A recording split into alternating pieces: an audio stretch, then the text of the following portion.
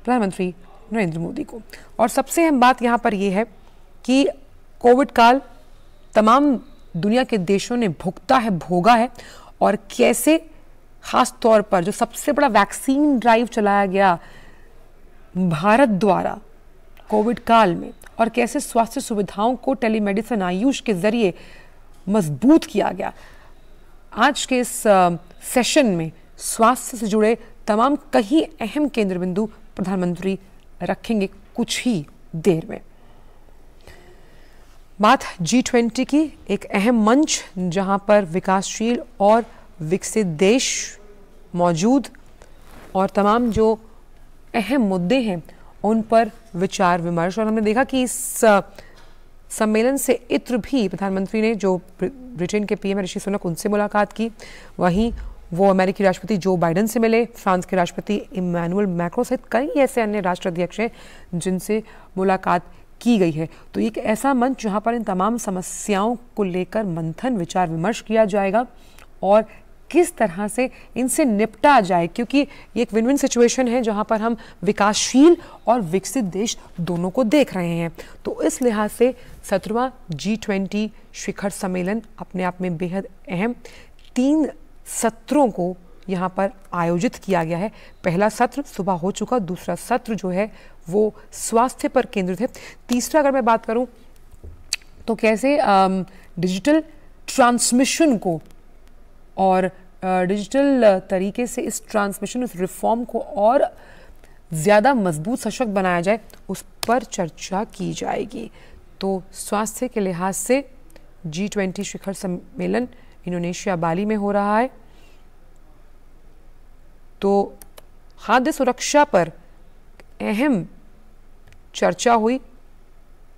खाद्य और ऊर्जा समेत जो ये 3 सत्र हैं, पहला खाद्य ऊर्जा, दूसरा जिसका जिक्र मैं अभी कर रही हूँ स्वास्थ्य को लेकर अहम सत्र ये शुरू है। और पहले सत्र में कई अहम बातें प्रधानमंत्री ने कही साफ तौर पर, क्योंकि पूरा विश्व ऊर्जा सुरक्षा और खाद्य सुरक्षा से जो इससे उत्पन्न चुनौतियां हैं उससे जूझ रहा है, उसको लेकर मंथन किया गया था पहले सत्र में। दूसरा सत्र स्वास्थ्य से जुड़ा हुआ है। तीसरा सत्र जिस तरह से डिजिटल ट्रांसफॉर्मेशन को लेकर मैंने आपसे बात की, ये जो 3 महत्वपूर्ण सत्र हैं, इनमें जब ये तमाम बड़े देश जो यहाँ पर विकसित देश भी हैं, विकासशील देश भी हैं, जब अपने अपने वक्तव्य रखेंगे तो साफ तौर पर कौन कौन सी ऐसी चुनौतियां जिनका जिक्र हम कर कैसे उनसे निपटना है, इसका जिक्र भी किया जाएगा।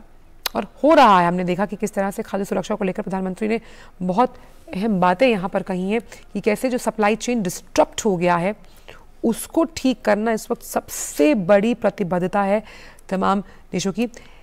एक साथ उभरे, मजबूती के साथ उभरे, ये किस तरह से काम किया जाएगा इसका जिक्र भी प्रधानमंत्री नरेंद्र मोदी ने किया।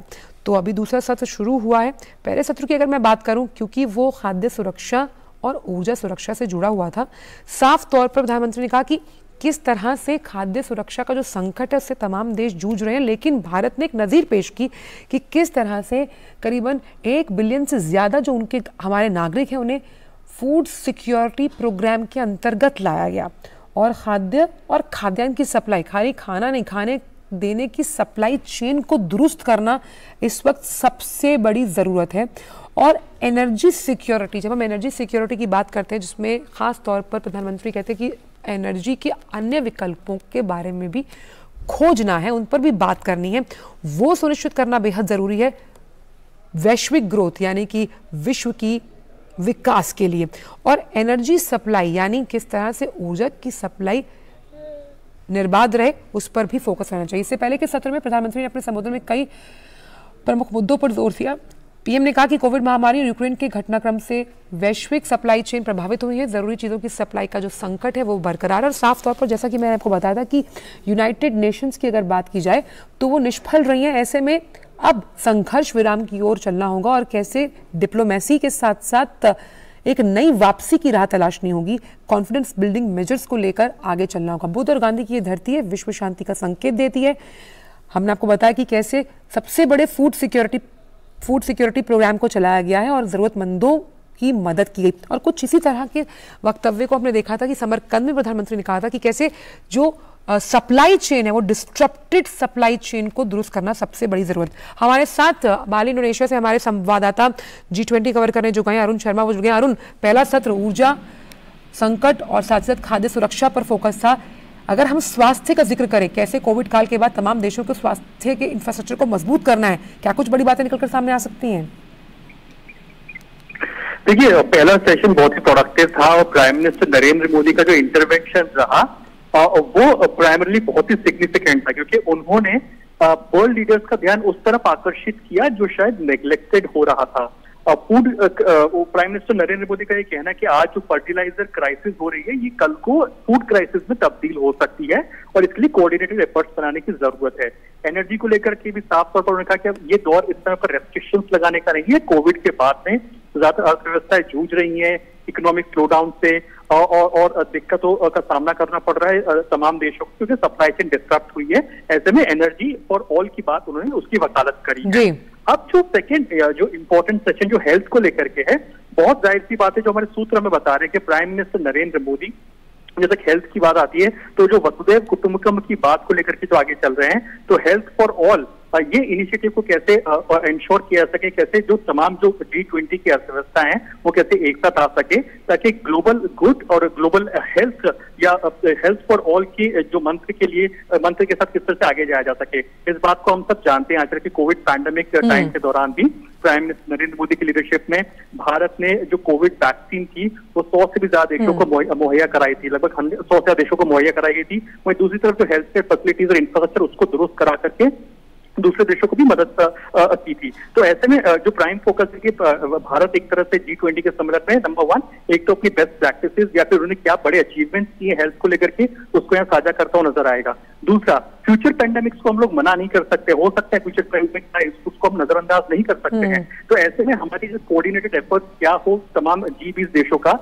उस पर फोकस। नंबर 3, डेवलपिंग कंट्री और डेवलप कंट्रीज के बीच में एक बहुत बड़ी खाई देखने को मिलती है हेल्थ के मोर्चे पर। आज भी equitable distribution of health care infrastructure, vaccine नहीं अवेलेबल है developing country under develop countries को लेकर के।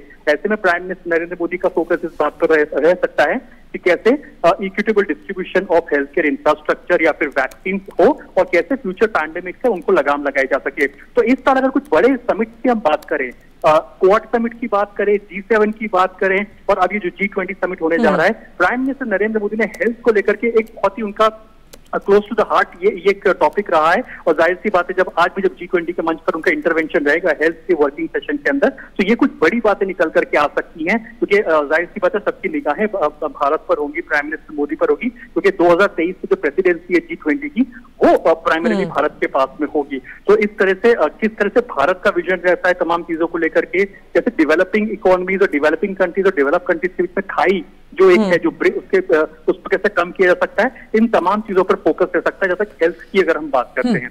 अरुण, क्योंकि जो हमने पहला सत्र देखा जिसमें ऊर्जा सुरक्षा और खाद्य सुरक्षा को लेकर बात कही गई, साफ तौर पर उसमें यह था कि किस तरह से खाली खाद्य की सुरक्षा को सुनिश्चित नहीं करना है बल्कि इसे जरूरतमंदों तक पहुंचाना है। कुछ इसी तरह की बात जो आपसे मैं सुन पा रही हूँ और आप इशारा कर रहे हैं कि यही चीज स्वास्थ्य को लेकर भी हो सकती है, क्योंकि कोविड काल के बाद तमाम देश थे उन्होंने कहीं ना कहीं ये भुगता और भोगाई कि कैसे इस पूरे क्षेत्र में, अगर हम टेलीमेडिसिन की बात करते हैं, आयुष की बात करते हैं, हम इम्यूनिटी बढ़ाने की बात करते हैं, तो भारत उसमें ध्वजवाहक की भूमिका निभा सकता है।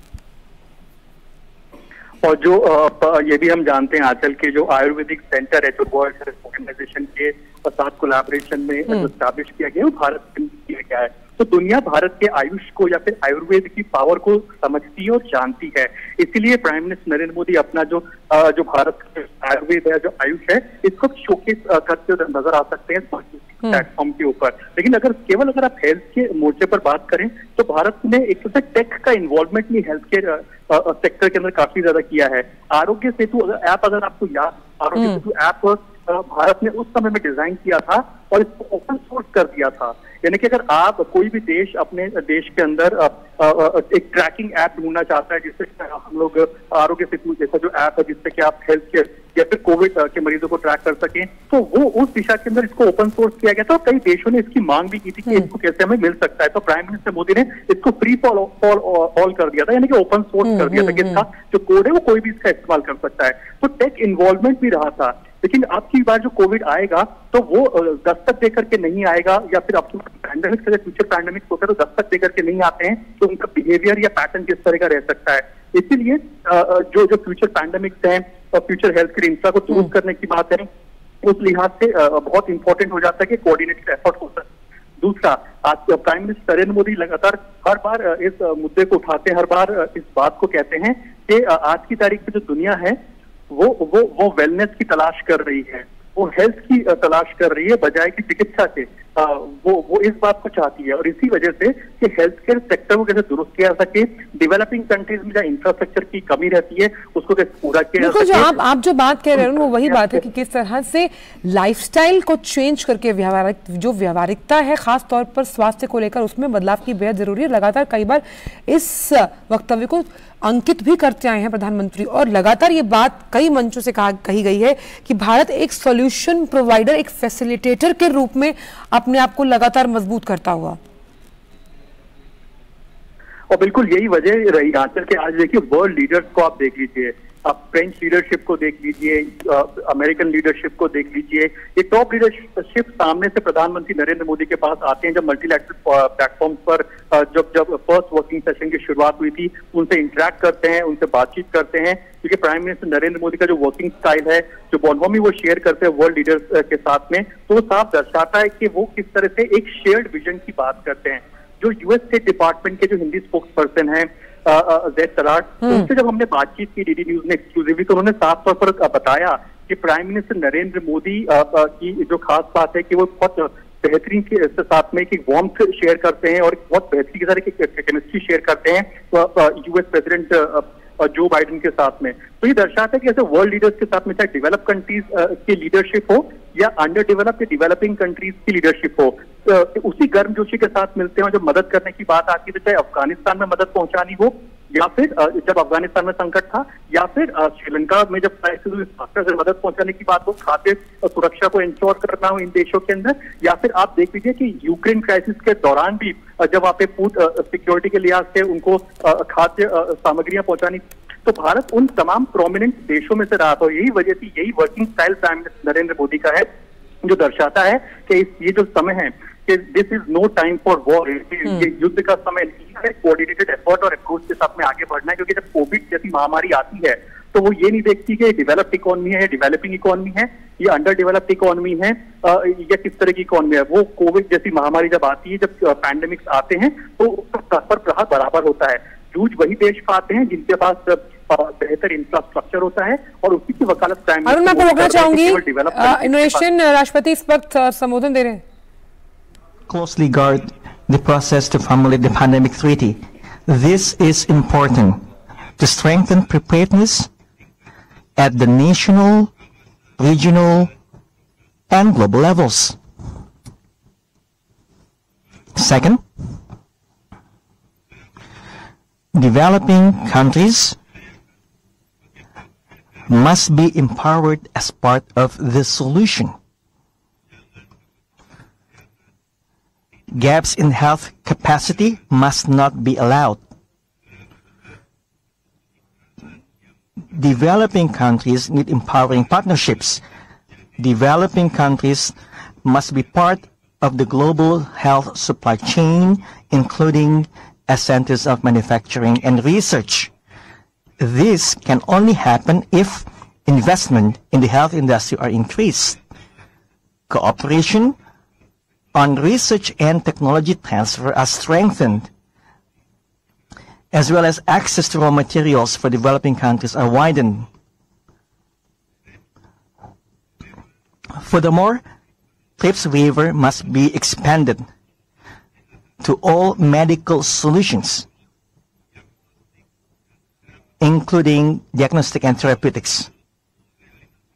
WHO must also realize its commitments regarding hubs and spokes for medical solutions.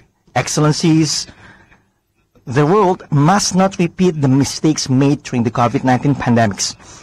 These are valuable lessons to prepare the world better for a global health emergency. Never again must be our shared mantra. I look forward to Your Excellency's views and contributions to strengthen global health architecture. That concludes my introduction. Thank you. Excellencies, we will now proceed with the closed session. Therefore, I respectfully request our media colleagues to leave the room. Thank you.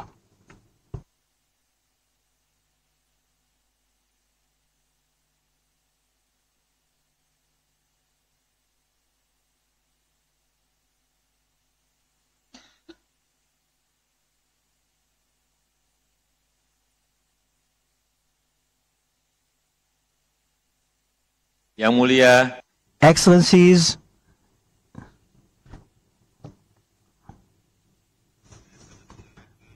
I really hope that during our discussion we can discuss how we cooperate to strengthen global health architecture and how to improve health supply chain by involving developing countries so that developing countries would be able to contribute greater in anticipation of future pandemics. तो आप सुन रहे थे जो दूसरा सत्र